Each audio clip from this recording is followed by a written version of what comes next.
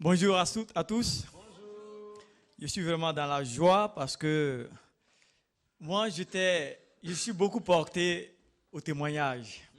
Dans l'église où je viens, à chaque fois qu'il y avait des témoignages, j'étais vraiment zélé, enthousiaste.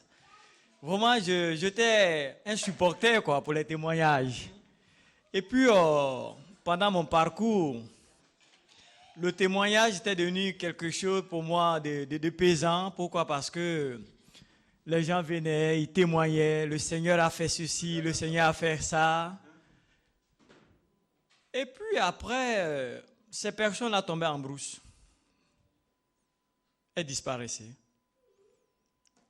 Et je pense que je ne veux pas décourager ceux qui vont venir témoigner.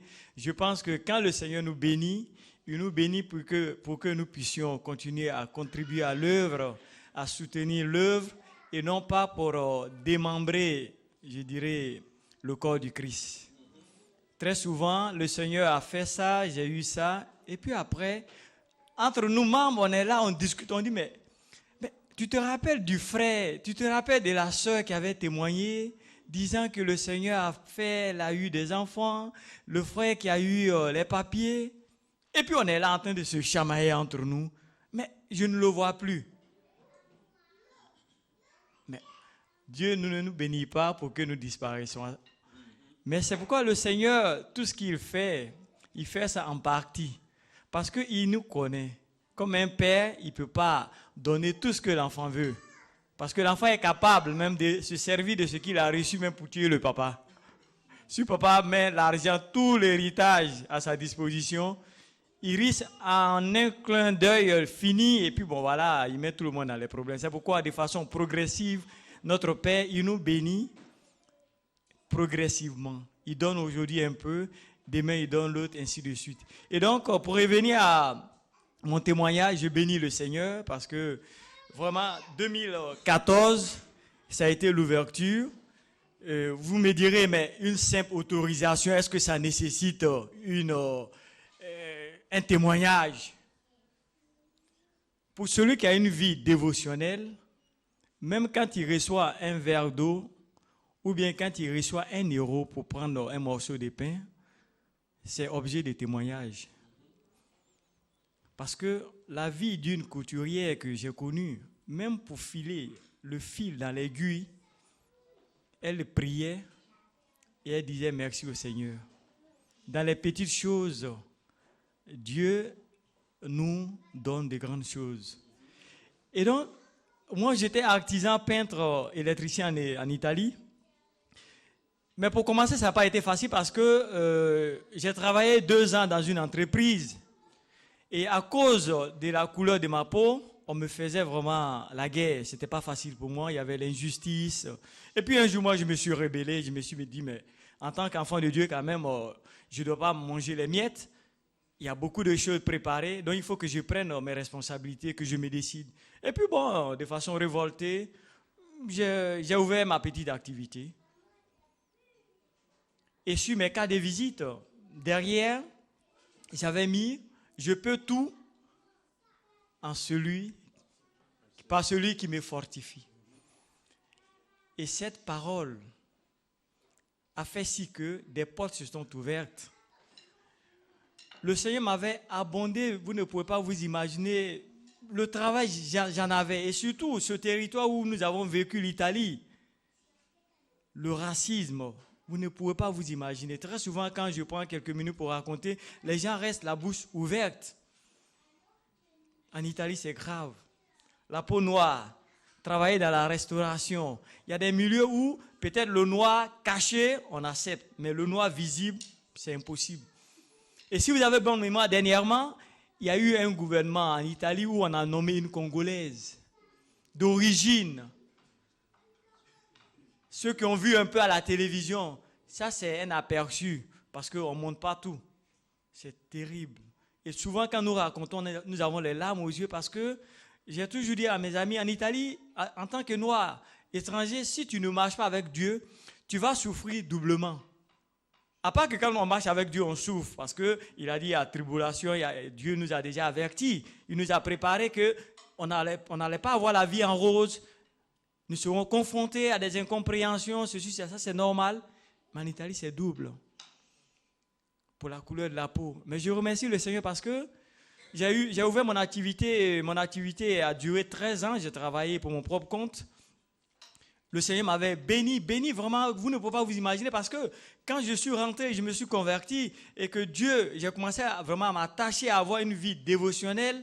Je vous dis que la peur avait été ôtée, la honte, je ne connaissais plus la honte, je ne connaissais plus la peur, parce que je disais que j'ai Christ à moi, donc je ne vois pas pourquoi je dois avoir peur de l'être humain, du blanc qui est devant moi ou bien de la personne, je ne sais pas. Je n'avais plus peur, mais je respectais la loi, les règles, parce que c'est tout à fait normal. Je cherchais à m'intégrer dans cette société en apprenant la langue pour pouvoir me faire comprendre.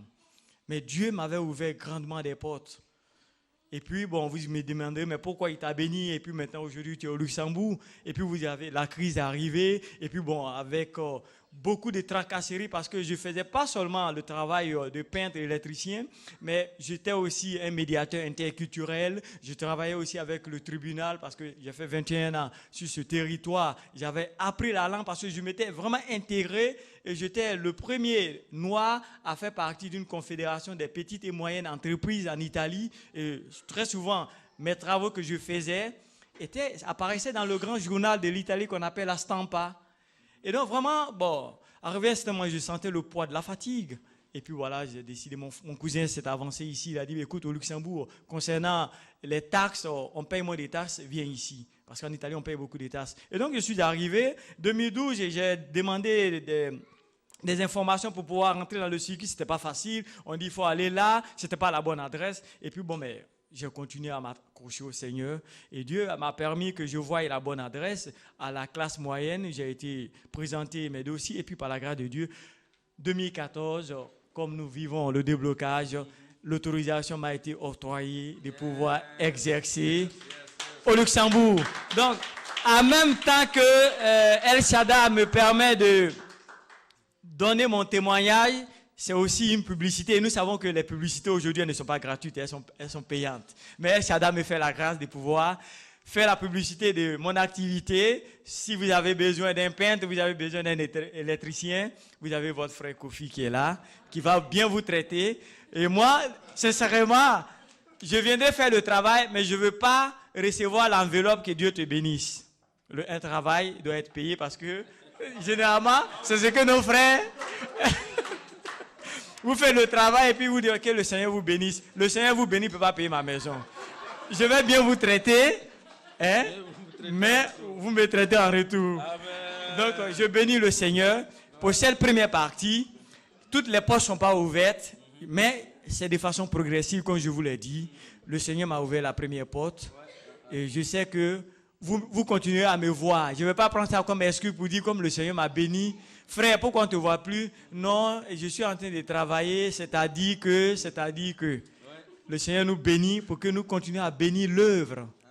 Donc, je remercie le Seigneur, je remercie mon pasteur qui m'a toujours vraiment soutenu dans la prière, à vous tous aussi qui m'avez soutenu au travers de vos prières. Que le Seigneur continue vraiment de nous garder. Je vous remercie. Amen, amen, amen. Attends, on va prier. Alléluia. Une porte s'est ouverte. Il est entré. Il faut que la suite vienne. Amen. Seigneur, merci pour ce moyen de travail que tu donnes à Kofi dans ce pays, cette autorisation d'exercer dans ce pays.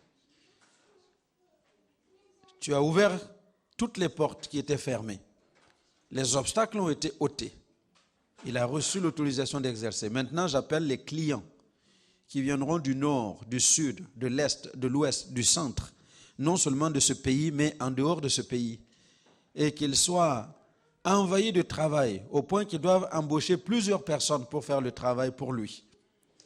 Merci de le bénir avec abondance et de faire de lui un homme millionnaire dans ce pays, en euros, pour l'avancement de ton œuvre et de ton royaume dans ce monde, au nom de Jésus.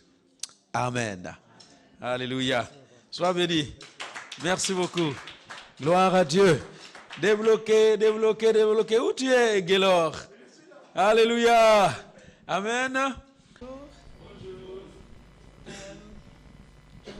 rendre grâce à Dieu parce que pendant un certain temps,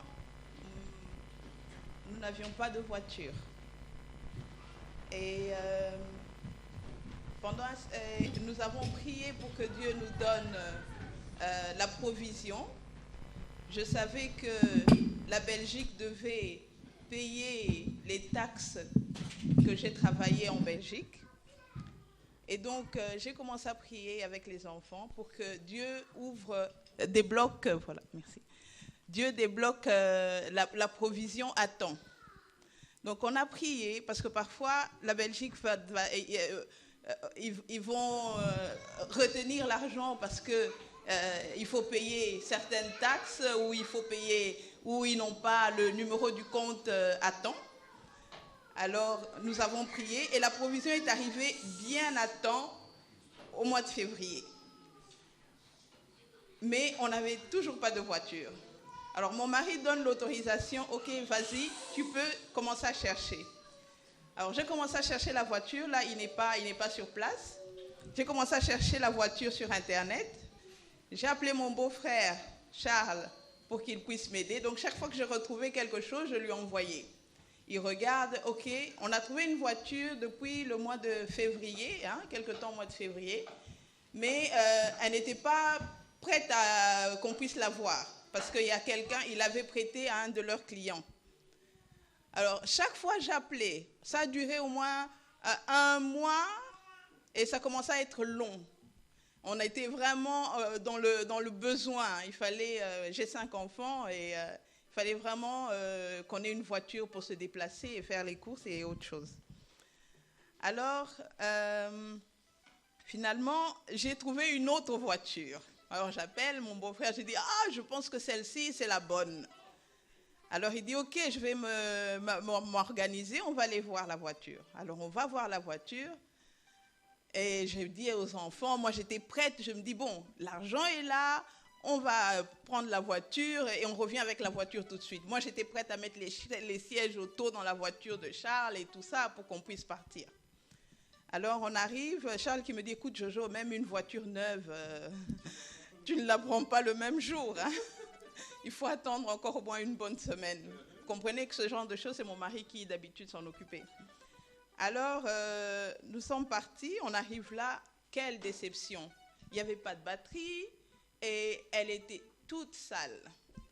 Alors Charles qui me regarde, qui me dit, bon, qu'est-ce que tu en penses? J'ai dit, moi, j'étais prête à la prendre. Parce qu'ils me disent, non, ils vont la nettoyer. Vous savez, il y a ces programmes qui passent à la télé, ils nettoient. Bon, moi, dans ma tête, j'imagine qu'ils vont la nettoyer, elle va être présentable. Et on sort là, Charles me dit, non, écoute, sois patiente. On y va, on va encore chercher. Alors, je rentre à la maison, je me mets encore à chercher et... Je repars sur le cours d'avant, j'appelle. Non, dans 1 semaine. 2 semaines passent encore. Je dis, oh là là, là ça ne va pas. Là, je suis vraiment dans le besoin. Et je repars sur le net, je vois, il y a une voiture qui venait d'être mise. Il y avait 12 heures sur le net apparemment. Et j'envoie à Charles les coordonnées et à mon mari. Charles regarde, il me dit, non, c'est bon. Elle a l'air d'être bien. Bon, on peut aller la voir samedi. Et là, on est vendredi. Donc, moi, je suis déjà assez pressée. Je me dis, non, je dois aller voir cette voiture avant la fin du week-end parce que je sens que ça, c'est le bon deal. Et donc, on est allé voir, je dis à Charles, écoute, j'appelle une copine pour voir si elle peut me déposer. Parce que Charles ne pouvait pas se libérer avant le lendemain. Donc, moi, j'avais déjà, avec la date de Charles, je devais partir le lendemain. Mais je voulais aller le même jour. Et la copine c'était pas possible. Finalement, Charles me dit, bon, attends, lundi. Alors là, je me dis, ok, ça va être trop long. Le week-end va être trop long. Et vous savez que parfois, quand on a une provision comme ça, c'est très facile de commencer à rentrer dedans. Et quand on passe un week-end avec les enfants, on sort un peu, c'est 50 ici, 50 là-bas. Et avant qu'on se rende compte, on n'a plus le montant qu'il faut, quoi. Alors, je suis partie avec ces enfants, je les ai réveillés le matin de ce samedi. J'ai dit, écoutez, les enfants, on va aller voir la voiture. Tout le monde était excité. Nous voilà partis dans l'aventure. Nous habitons Capellen et nous sommes partis jusqu'à Diekirch en transport en commun. Et c'était une petite aventure. Ils étaient très contents. On arrive là, c'était parfait. Moi, j'ai dit, écoutez, moi, je prends la voiture. Mon beau-frère a regardé, il m'a dit, il a discuté d'abord le prix au téléphone, bien sûr. Hein. Alors, il m'a dit, vas-y, c'est bon. Je suis partie, j'arrive là, je lui dis, écoutez, voilà, non, je la prends. Et j'ai mis le paiement et je suis revenue. Charles et moi, nous sommes allés la prendre jeudi, il y a une semaine. Et donc, nous bénissons vraiment le Seigneur parce qu'on peut venir à l'église, on peut reprendre nos activités à l'école du dimanche. Et voilà. Donc, nous sommes vraiment, vraiment dans la joie et nous bénissons le Seigneur et le support de l'église. Surtout, merci encore parce que le pasteur il y a Charles et la sœur Julda qui nous ont amenés ici à l'église pendant un certain temps pour qu'on puisse participer au culte. En tout cas, merci encore. Merci à l'église. Merci.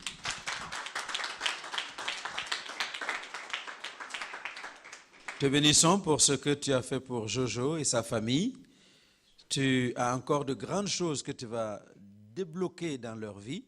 C'est pourquoi nous les bénissons pour aller vivre de toute la plénitude de bénédiction que tu as prévue pour eux, au nom de Jésus. Amen. Alléluia. Ça, c'est mon combat. Est-ce que tu peux dire à quelqu'un, don't stop. Never give up. N'abandonne jamais. Amen. Ça, c'est la pensée avec laquelle je marche toujours. Je me dis toujours, un soldat, ce n'est pas dans la caserne. Un bon soldat doit mourir au front. Ça, c'est ma pensée. Amen. J'ai vraiment combattu pour avoir ça. Et voilà. Faire des CV, passer du temps sur Internet, chercher des jobs, des vacances, chercher un contrat, tout ça. Ça, c'était mon temps. J'allais tout le temps sur Internet, chercher n'importe quel métier. Je me disais, je dois trouver quelque chose. Cette année, je ne veux pas passer l'année comme ça, 2 mois à ne rien faire. Et je passais du temps à faire des CV, à écrire, à envoyer de part d'autre. Et quand je revenais à la maison, voilà les réponses que je recevais.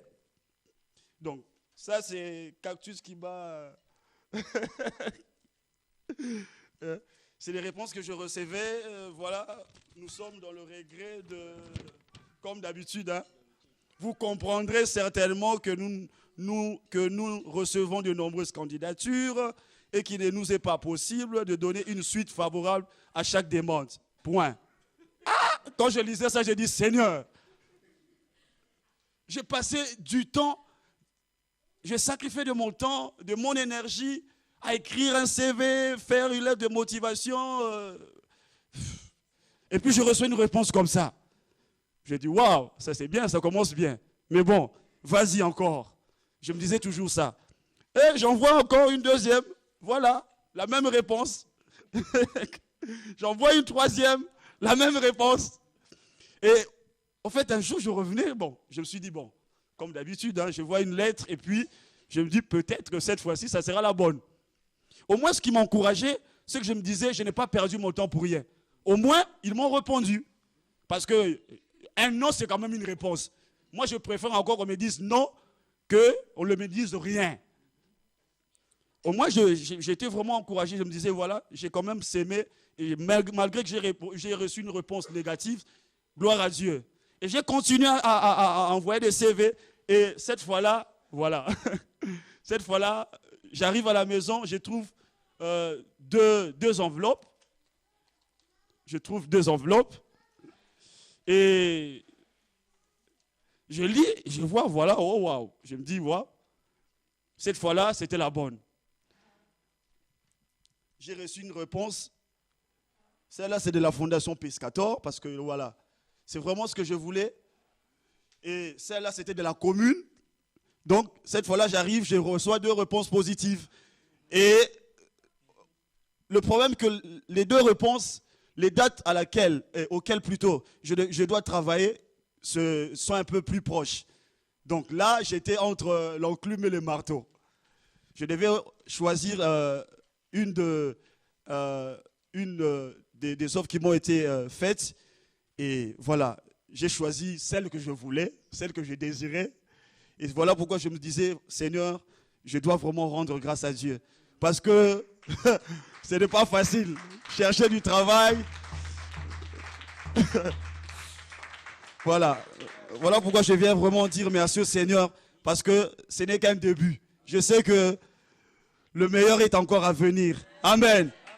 Que Dieu vous bénisse.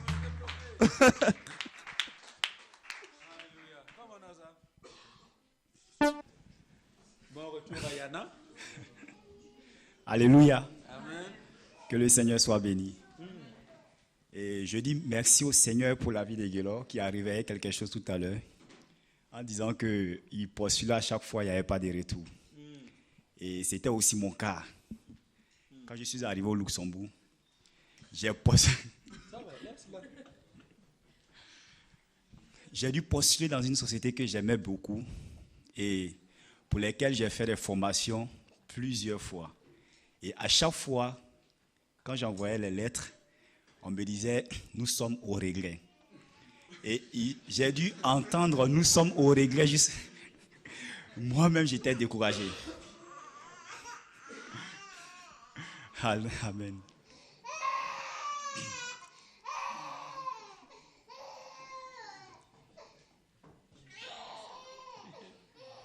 Amen. Donc, ce mot m'avait abattu. Et je voudrais plus postuler. J'ai postulé plusieurs fois. J'ai fait des formations, toutes sortes de formations pour la société. Et j'ai dit à ma femme, je ne lui ai pas dit ouvertement, que moi, le travail, c'est fini. Au Luxembourg, je ne travaille plus. Mais elle savait. Mais elle me demande, mais tu vas faire quoi? J'ai dit, je ne sais pas. J'étais découragé. Mais je ne le disais à personne. Je marchais là, mais j'étais découragé. Intérieur, j'étais mal. Et dernièrement, j'étais parti en Côte d'Ivoire. Je devais rester jusqu'au 24, le 24 mars, je pense. Et ma femme m'appelle. Elle dit, écoute, la société à laquelle tu postulais, il t'a envoyé une lettre. Il t'invite à rencontrer, comment on appelle ça, les ressources humaines. J'ai dit, arrête, j'ai pas envie d'entendre. Elle dit, fais comme tu veux. J'ai dit, ok. J'étais là. J'ai dit, non, il faut que je parte quand même. Et j'ai pris mon vol. Je suis arrivé. Bon, j'ai été. En fait, c'est à l'aéroport. J'ai vu les ressources humaines et ça s'est bien passé. On a fait le test. Tout s'est bien passé par la grâce de Dieu. Donc, ils m'ont fait signer un contrat. Et en fait, je n'en revenais pas parce que je n'ai rien fait. Ça fait peut-être 2 ans où j'ai arrêté. J'ai dit, je ne postule plus, c'est fini, c'est bon. Parce que tous les boulots, mais en fait, je bénis le Seigneur. Malgré tout cela, j'avais un boulot. Peut-être c'est 6 mois, mais je n'étais pas vraiment content des boulots que je faisais. Je n'étais pas du tout content. Souvent, j'arrête. Au bout de 2 semaines, j'ai dit à ma femme, j'aime pas ce boulot. Je continuais 1 mois, 2 mois. J'ai dit, j'aime pas ce boulot. Et j'ai arrêté. J'ai béni le Seigneur parce qu'il y en a, elle est très compétente. Et elle a envoyé en fait les documents dans mon dos. Elle a répondu à mes mails, oui, je suis prêt, je vais travailler. Donc,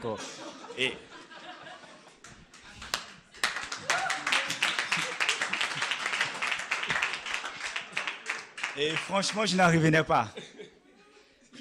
Elle a fait tout le travail derrière moi. Elle dit, écoute, j'ai répondu à la dame que tu es prêt à travailler, tu acceptes le travail. J'ai dit, je ne voulais pas venir. Mais j'ai dit, mais attends, si tu as fait ce travail, bon, je dois faire quoi? J'ai dit, bon, comme c'est le Seigneur qui a permis cela, je vais partir. Et quand je suis arrivé, franchement, la dame, elle était très contente. Elle m'a posé une question. Et quand on faisait la formation, il y a un monsieur qui m'a dit, le formateur, il m'a appelé. Il m'a dit, écoute, cette dame que tu vas aller voir, c'est elle qui peut décider si tu dois travailler ou pas. Donc, si tu arrives, il y a 2 questions qu'elle va te poser. Ne dis pas ça. Dis simplement ça. Je dis, ah bon, un formateur qui me dit ça? Ok. Donc, j'ai été dans le bureau de la dame. Elle me demande, il y a Cargo Center et il y a Lux Airport. Où est-ce que tu veux travailler? J'ai dit, madame, je suis à votre disposition. Depuis, j'ai commencé à postuler ici. Ça fait combien d'années? 5 ans je suis là. Et j'ai fait toutes les formations pour entrer à l'aéroport. Mais je n'ai pas pu. Donc, à vous de choisir. Elle me regarde. Elle m'a reposé encore la question une deuxième fois. Je lui ai dit, mais vous vous souvenez, je vous ai dit tout à l'heure que je suis à votre disposition. Et j'ai abandonné mes vacances à cause de ça. Donc, si vous voulez, mettez-moi là où vous semble bon. Elle dit, ok, je vais vous appeler. Je n'avais même pas l'espoir sur ça parce que chez moi, c'était pas bon. Et Dieu a permis à ce que elle m'a appelé. Je rentrais, je ne sais pas d'où. J'étais parti faire des courses. Mon téléphone sonne. Je vois, il dit, bon, je réponds. Elle dit, monsieur Kouakou. Je dis, oui, c'est madame tant. Et je vous félicite, vous avez gagné le poste. Yes. Amen. Et franchement, je suis content parce que à chaque fois, ça n'a pas été facile. Et j'ai même appelé Yana pour lui dire que c'était le début. Il y avait toute une formation qu'on devait faire. Et à chaque fois, Dieu a permis à ce que tout était en ordre. Tout était en ordre. Et là, j'ai commencé, mais je commence le lundi demain. C'est du bon. Amen. Donc, je bénis le Seigneur. Alléluia. Amen. Voilà. On va arrêter comme ça pour maintenant. Papa Ngata, je peux avoir le truc là? La carte. Ça, ce sera à midi.